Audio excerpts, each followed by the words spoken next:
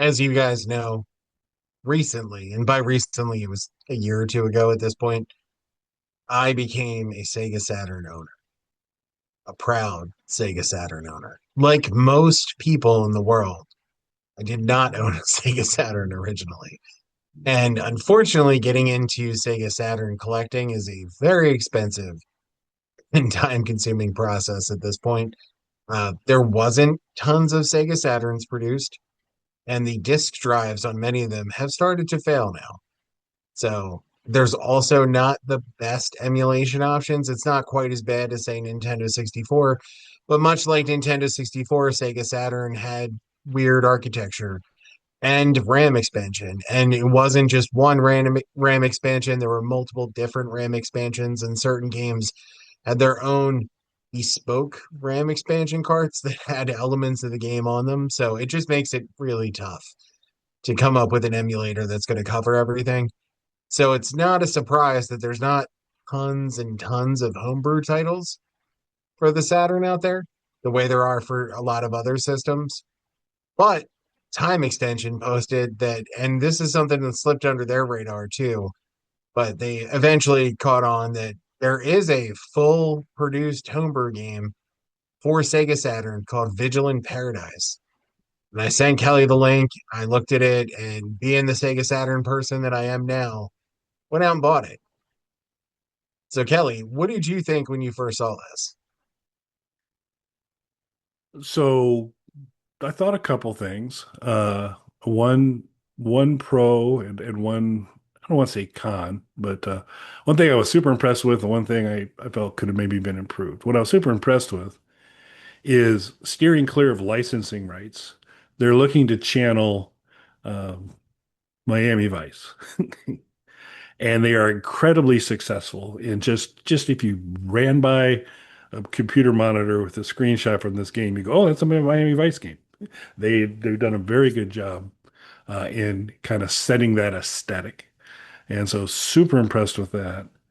What I was a little less impressed with, and it's because I don't have the experience that you do in Sega Saturn games.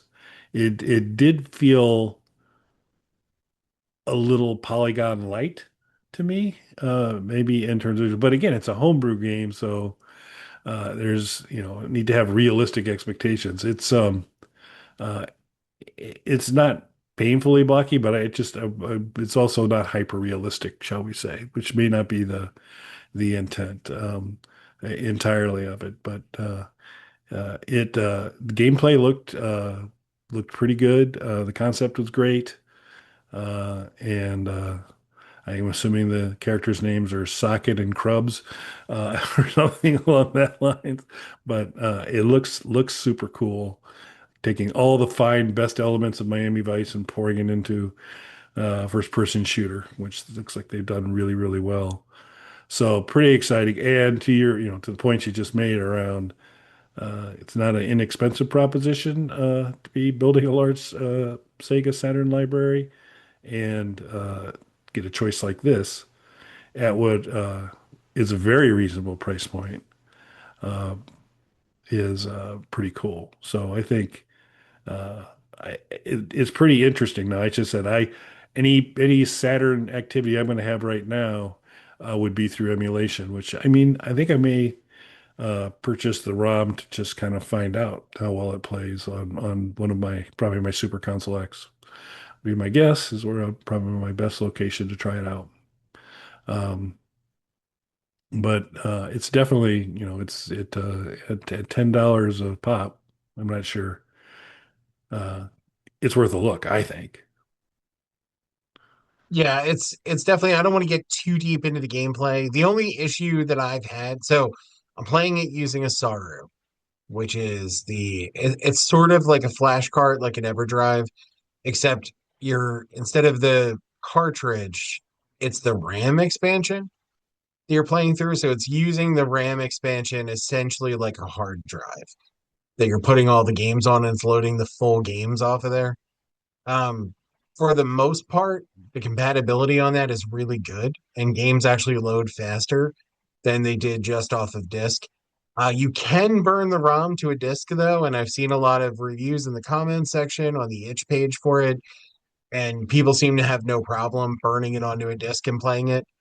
The developer has also posted that if they sell enough of them, I'm sure to make up their cost for it, that they may look into doing an actual physical packaged version, which I think I'd be interested in.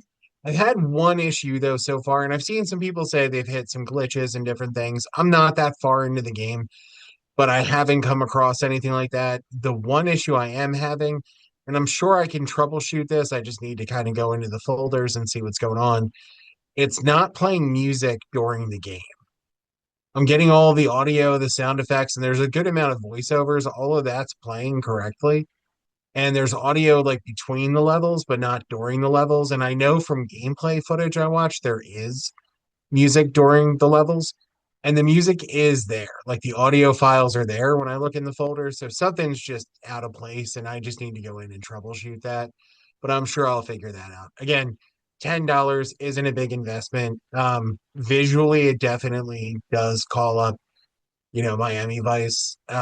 It plays pretty well. It took me a minute to get acclimated to the controls, and that's not the game's fault. I've been playing a lot of the lobotomy software first person shooters for Saturn. So that's Power Slave, Quake, Duke Nukem 3D. Those all run off of the same engine and have a very specific feel to them and the way that they handle and control. So this controls completely differently. It's not bad. It's just I'm so used to the Saturn first person shooter way from the lobotomy software games that something that's different is like readjusting to it. I keep my hands keep wanting to play it like all those other games, and that's just not how the controls work. It doesn't take too long to get acclimated though. The graphics are blocky, the characters are blocky. Um, it in the game though feels stylized and like obviously it's a homebrew game. They didn't have millions of dollars and decades of development to put into this, but it does feel stylized enough that it's not that big of an issue. I wonder too, and again, I don't program for Saturn, so I would have no idea, but Saturn is weird in that it handled polygons different than every other system. Every system except Saturn, polygons had three sides. On the Saturn, they had four sides. So I think the lower polygon count characters and being these four-sided polygons is probably making it look blockier than if it was triangle-based polygons. I could be wrong in that, but I mean that is how it draws polygons in four sides. That's a big deal if you really want to get it into the backdoor volleyball of the Saturn. That's a big deal. It has two different graphics processors, and the way that they each handle things are what caused a lot of the issues with it as far as lighting and transparencies and things like that. It just made it extremely difficult to program visuals for the Saturn. Companies that knew what they were doing, the Saturn games look amazing. They blow away PlayStation games when they're done right, but a lot of them weren't. So this does have blocky looking characters. Again, though, the game itself is so hyper stylized that it's not that big a deal once you're actually playing it. Yeah, it seems to have been a good bridge to kind of to with the stylization to kind of make that work because you're kind of immersed in it. It works, I think, pretty well. So it it certainly could be uh, it's not Quake-like in its look and feel, but it's a step or two above GoldenEye on the 64 kind of thing. I think is fair for me to depict it. Yeah. And as far as backyard volleyball goes, a lot of times that really doesn't serve a purpose unless you download Boom Panda and go to the sports ball level where you will be able to directly interact with backyard volleyball. So, uh, links in the description below. Download that Boom Panda level for Doom 2 and enjoy. So, that's the backyard volleyball we all deserve. So, um, yeah, not the purpose of this show, but just a heads up, level 8 on Boom Panda has begun development. So Nice. it we'll see how we'll see how it goes. I've already crashed the editing software a couple times. So it's like, oh, okay, I think I got something going here. So we'll see how that works out. Yeah, so I think wow, we're doing recently done several kind of skip it by it. So you're a bought Yeah, I it. already bought it. So I'm gonna be a buy it. Um, because like I said, I don't. I'm gonna imagine experience will be okay. I'll report back in a future show or in the comments on this video to let you folks know how my experience is. But I think I need to give that a shot. So it'll be pretty fun. So um, anything else you want to add for this game? No, the same developer also made a Genesis game prior to this, so I might check that out as well. See what that's looking like. I know there is a physical cartridge of that game already. I'll probably get the ROM though and just throw it on my EverDrive for Sega. Yeah, and I believe the publisher's name is Playnautic, and so again, Yes.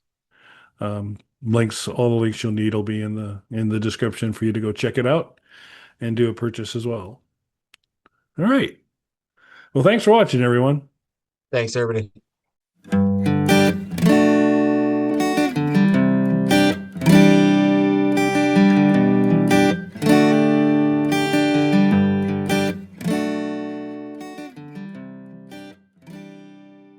Bog Panda.